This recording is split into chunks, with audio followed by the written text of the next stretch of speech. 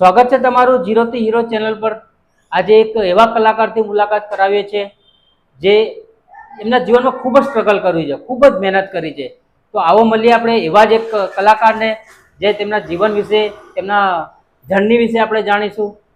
સ્વાગત છે સુનિલભાઈ આપનું ઝીરો થેન્ક યુ। થી હીરો તમારો ચેનલ પણ પર। ખૂબ ખૂબ આભાર મેહુલભાઈ કે તમે આજે અમારું ઇન્ટરવ્યૂ લીધું અને આજે મારા ઇન્ટરવ્યૂ દ્વારા તમને જાણવા મળશે કે સોશિયલ મીડિયા લાઈનની અંદર કંઈ પૈસા કમાવાનું છે કે ખાલી ટાઈમપાસ કરવાનું છે, અથવા તો તમારે સોશિયલ મીડિયાની અંદર આગળ વધવું છે તો શું કરવું જોઈએ અને શું ના કરવું જોઈએ, જેનાથી આપણી જિંદગીમાં કોઈ જાતની પરેશાની ના આવે, કોઈ તકલીફ ના આવે। કેમ કે સોશિયલ મીડિયા એવી વસ્તુ છે ને કે તમને બહુ ઊંચા બી લઈ જઈ શકે છે અને નીચા બી પછાડી શકે છે। તો આજે મારી જર્ની વિશે પણ જાણશો, એમાંથી બી તમને કંઈક શીખવા મળશે અને અત્યારે સોશિયલ મીડિયામાં અત્યારે હાલમાં શું ચાલી રહ્યું છે ને એ બી આપણે જાણીશું। તો મેહુલભાઈને આપણે પહેલાં પૂછી લઈએ કે એમના શું પ્રશ્નો છે, એના જવાબ આપણે આપીએ, પછી ધીમે ધીમે વચ્ચે આપણે વાતો કરશું। ખૂબ સરસ। સુનિલભાઈ, પહેલા તો તમારું પૂરું નામ, હાલમાં તમે ક્યાં રહો છો અને શું કરો છો?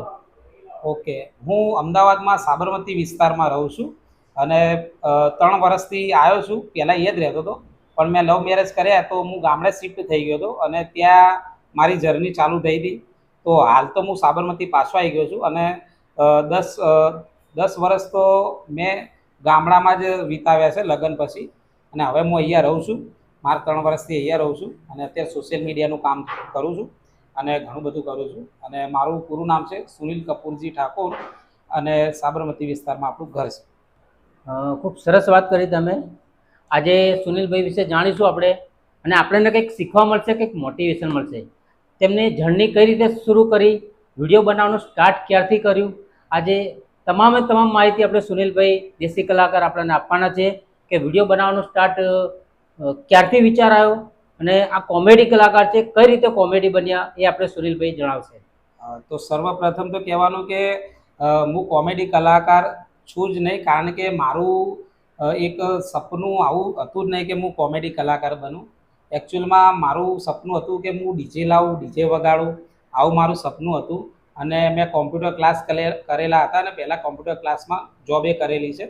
તો એના લીધે મને કમ્પ્યુટરનો બહુ શોખ હતો અને બચપનથી મારા ઘરમાં કમ્પ્યુટર લાવવાની બી તાકાત નથી, ત્યારે હું મારા ઘરના અથવા તો ઘરમાં વાપરવાના પૈસા હું લાવી અને જૂનામાં કમ્પ્યુટર લાવ્યો હતો અને કમ્પ્યુટરમાં એડિટિંગ વગેરે શીખ્યું હતું। અને પછી હું લવ મેરેજ કરીને જ્યારે ઊંઝા ગયો ત્યારે એક મિત્ર ડીજે લાવવાનો હતો, તો મને વાયદો કર્યો હતો કે આપણે તને ડીજે વગાડવા બોલાવીશું અને તને પાર્ટનરશિપમાં કામ આપીશું। તે ભાઈ ડીજે લાવ્યો પણ મને બોલાવ્યો નહીં, પણ લેપટોપ હું જૂનામાં લાવ્યો હતો 25,000માં, હું મારો દોસ્ત મિત્ર। તો કામ ના મળ્યું તો પછી મારે અડધા લેપટોપને એને આપવા પડ્યા, લેપટોપ મારી જોડે પડી રહ્યું। પછી સિદ્ધપુરમાં એક કલ્પેશ ઠાકોર કરી અને એક ચંદન ઠાકોર કરીને 2 છોકરાઓના મેં વિડીયો જોયા સ્ટેટસમાં। એ લોકો વગર પેલું એડિટિંગના એ લોકો વિડીયો મૂકતા હતા। તો મારા મામાનું ઘર છે સિદ્ધપુરમાં, તો પછી મેં એ લોકોનો કોન્ટેક કર્યો કે આ 2 લોકોનો મને કોન્ટેક કરાવો। પછી એ લોકો ઊંઝા આવ્યા। તો ઊંઝામાં હું જ્યારે રહેતો હતો 2017માં, તો એ લોકો મને મળવા આવ્યા। પછી મેં એમને કીધું કે તમારા અંદર કોમેડીનો ટેલેન્ટ છે અને મારામાં ટેલેન્ટ છે એડિટિંગ કરવાનો, તો તમે લોકો આવો, આપણે યુટ્યુબમાં ચેનલ ચાલુ કરીએ। અને એ વખતે પૈસાનું, યુટ્યુબમાં પૈસા મળે કે એવું કંઈ હતું જ નહીં। મને આમ દિમાગમાં એવું હતું જ નહીં કે પૈસા કમાઈશું આપણે, શોખ, એક ઉત્સાહ, એક શોખ એડિટિંગનો પાવર બતાવવાનો। તો અમે પછી રાત્રે અમારા ગામમાં, ઊંઝા ગામમાં ખેતરમાં મહાકાળીમાનું મંદિર છે, બરાબર, તો એ અમારા મામાની માતાજી છે, તો ત્યાં ખેતરમાં અમે ગયા, વાતચીત કરી। તો મેં એક સેમ્પલ વિડીયો રેકોર્ડ કર્યો રાતે જ।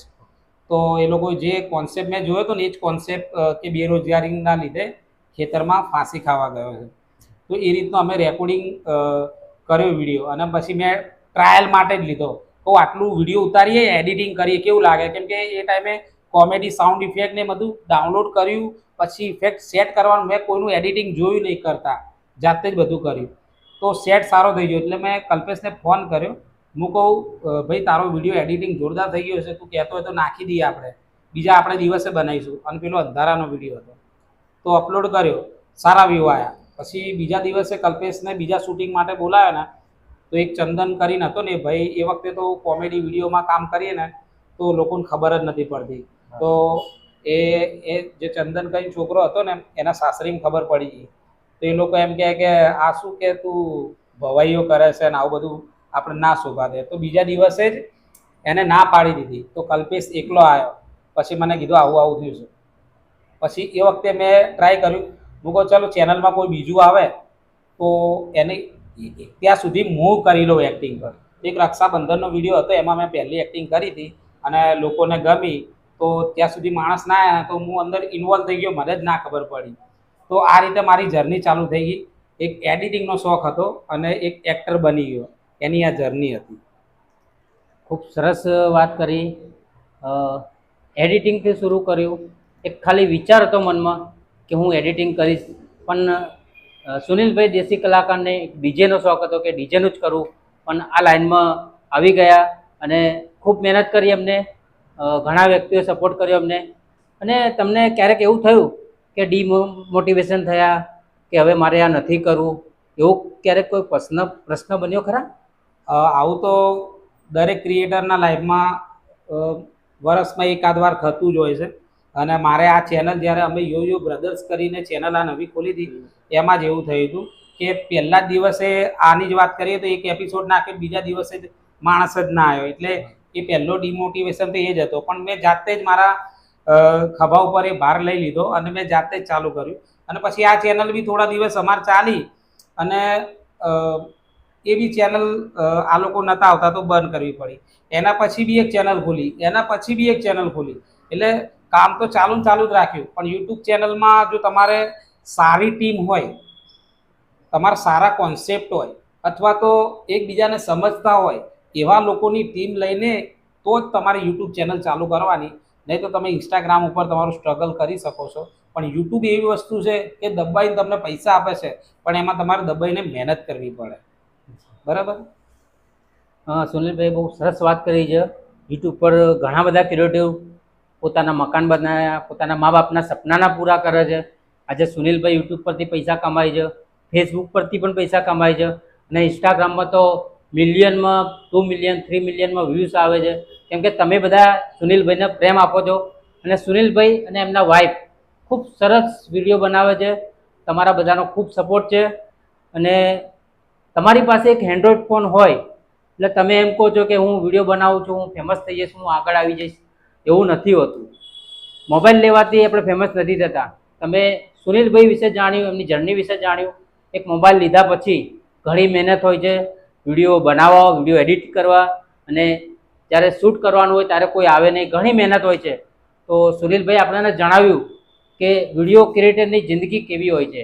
તો સુનિલભાઈ વિશે જાણીશું હજુ એમના જીવન વિશે, કે હાલમાં કઈ પરિસ્થિતિમાં રહી છે અને આજે વિડીયો બનાવવાથી એમને શું શું એચિવમેન્ટ કર્યું. આજે એ તમે જાણશો તો તમને કંઈક શીખવા મળશે. તો સુનિલભાઈ, આ વિડીયો બનાવવાથી તમને શું ફાયદો થયો અને તમારા ફોલોવર કેટલા વધ્યા અને એચિવમેન્ટ શું શું કર્યું તમે? ફોલોવર્સનું તો પછી જ કહીશ, કારણ કે ફોલોવર્સ નથી પણ અચીવમેન્ટ કેવી વસ્તુ છે કે જ્યારે મેં શરૂઆત કરી હતી, મેં તમને કીધું કે જ્યારે લેપટોપ મારી જોડે હતું પણ કેમેરો નહોતો મારી જોડે. તો જ્યારે મેં શૂટ કર્યું ને ત્યારે મારી જોડે 7000 વાળો સેમસંગનો ફોન હતો. તો 7000 વાળા ફોનથી મેં ચાલુ કર્યું હતું. એના પછી મેં 17000 વાળો ફોન લીધો હતો, એ બી ફોનમાં જ ચાલુ કર્યું હતું. અને પછી એક મહેન્દ્રસિંહ રાજપૂત કરીને હતા, એ ભાઈ અમારા પ્રોડ્યુસર બન્યા હતા અને એમને મને 55000 વાળો ફોન આપ્યો હતો ગિફ્ટ તરીકે કે તું અમને વિડીયો આપજે, 2000-2500 એક વિડીયોના લઈ લેજે. એ મેં યુટ્યુબમાં કમિશન ઉપર પણ કામ કરેલું છે. તો એમાંથી બી મને ફોન મળ્યો હતો અને એનાથી શરૂઆત કરી હતી. અને ઘણી બધી જર્ની છે. અને એમાં અત્યારે અચીવમેન્ટની અંદર વાત કરીએ તો અત્યારે મારી જોડે આ 1 લાખ વાળો ફોન છે, પછી કેનનનો Mark II કેમેરો છે, પછી મારી જોડે ડિજિટેકના માઇક, લાઇટિંગ, એક શોર્ટ ફિલ્મ બનાવી શકે એટલી બધી વસ્તુઓ મારી જોડે છે.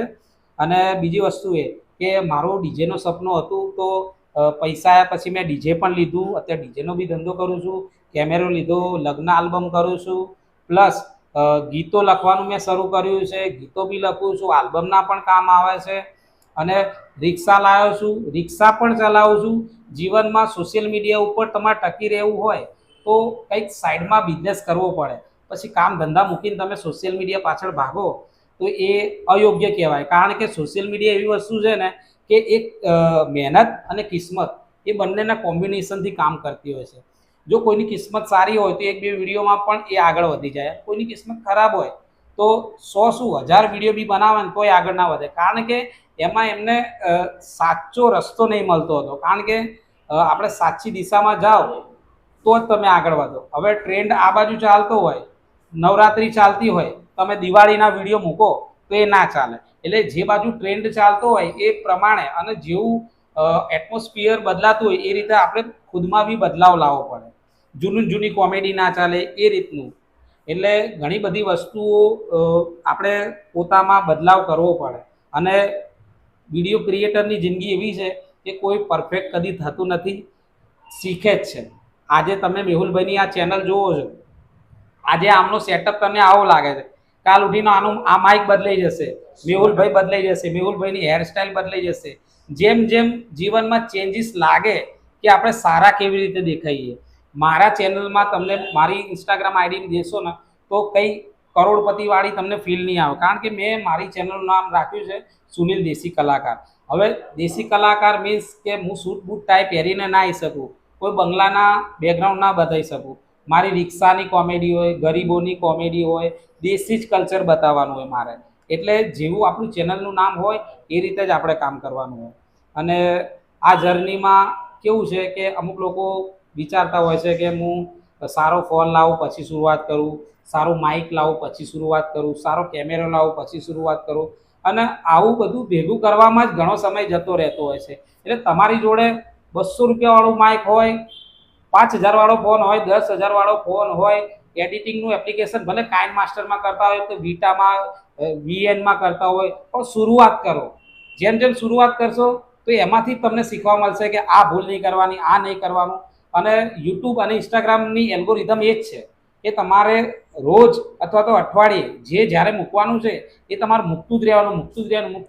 એક દિવસ તો એવો આવશે કે એલ્ગોરિધમને એવું લાગશે, યુટ્યુબ હોય કે ઇન્સ્ટાગ્રામ, કે ના આ ભાઈ રોજ મહેનત કરે છે તો આનો એક આધો વિડીયો આપણે ઉડાવીએ. અને જ્યારે પણ એ તમારો વિડીયો વાયરલ થશે ત્યારથી તમારી સાચી જવાબદારી બને છે કે તમારા 10 વિડીયો 1000 વિડીયોમાંથી લોકોને પબ્લિકને જે વિડીયો વાયરલ થઈને ગમ્યો છે તો પબ્લિકનો ફ્લેવર આ જ છે ત્યારથી સમજી જવાનું. પછી એ ટાઈપના વિડીયો બનાવવાનું ચાલુ કરવાનું. ત્યાં સુધી તમે અલગ અલગ પ્રયોગ કરી શકો છો. બીજું બોલો મેહુલભાઈ. ખૂબ સરસ. તમને બધાને સુનિલભાઈની જર્ની વિશે જાણીને ખૂબ આનંદ આવ્યો હશે, ઘણું બધું શીખવા મળ્યું હશે. સુનિલભાઈએ ખૂબ સરસ વાત કરી છે કે તમે તમારું ઘર પણ ચલાવી શકો છો, વિડીયો ક્રિએટર બની શકો છો. તમારે કોઈ ધંધો નોકરી કરતા હોય એ ચાલુ રાખીને તમારે આ કામ કરવાનું છે. તો ઘણું બધું આપણને શીખવા મળ્યું છે સુનિલભાઈથી. આ જ રીતે નેક્સ્ટ વિડીયોમાં તમને નેક્સ્ટ ઇન્ટરવ્યૂમાં એક અન્ય કલાકાર, એક અન્ય વિડીયો ક્રિએટરથી મુલાકાત કરાવીશું. એના માટે ઝીરોથી હીરો ચેનલને સબસ્ક્રાઈબ કરી દેજો, લાઈક કરી લેજો અને બેલ આઇકન પણ દબાવી દેજો. સુનિલભાઈ, તમારો ખૂબ ખૂબ આભાર. ઝીરોથી હીરો ચેનલ પર, અમારી ચેનલ પર તમારો ખૂબ ખૂબ ધન્યવાદ. તો બધા સબસ્ક્રાઈબર ફોલોવરને નમ્ર વિનંતી છે કે મેહુલભાઈની આ ચેનલને સબસ્ક્રાઈબ કરી લો. કારણ કે આ રીતે ઝીરોથી હીરો બનવાવાળા દરેક ક્રિએટર આમાં તમને જોવા મળશે. અને એને જોઈને પણ તમે શીખી શકો છો કે લોકો કઈ રીતે આગળ વધે છે. કારણ કે કોઈની સ્ટ્રગલ જોઈને તમે શીખી શકો છો. અને અમુક લોકો સ્ટ્રગલમાં જે ભૂલ કરી હોય એ તમે રિપીટ ના કરો એની માટે આવી ચેનલ તમે સબસ્ક્રાઈબ કરી લો. કારણ કે મેહુલભાઈ મોટા ક્રિએટરનો નહીં પણ નાના ક્રિએટરોથી ચાલુ કર્યું છે. અને ખરેખર જે સ્ટ્રગલ જોવું હોય ને તમારે તો નાના ક્રિએટરનું તમે જોઈ શકો છો. તો આમાં આપણે મેહુલભાઈને અમુક વસ્તુ મારી કવર થશે નહીં અત્યારે, કારણ કે એવું હશે ને તો બીજો પાર્ટ આપણે લાવીશું આ ઇન્ટરવ્યૂનું, બરાબર? તો એમાં બીજી ઘણી બધી વાત જોવા મળશે. તો આ ચેનલને તમે સબસ્ક્રાઈબ કરી લો અને બેલ આઇકન દબાવી દો, જેથી આમાં વિડીયો આવે તો તમને નોટિફિકેશન આવે. ખૂબ ખૂબ ધન્યવાદ.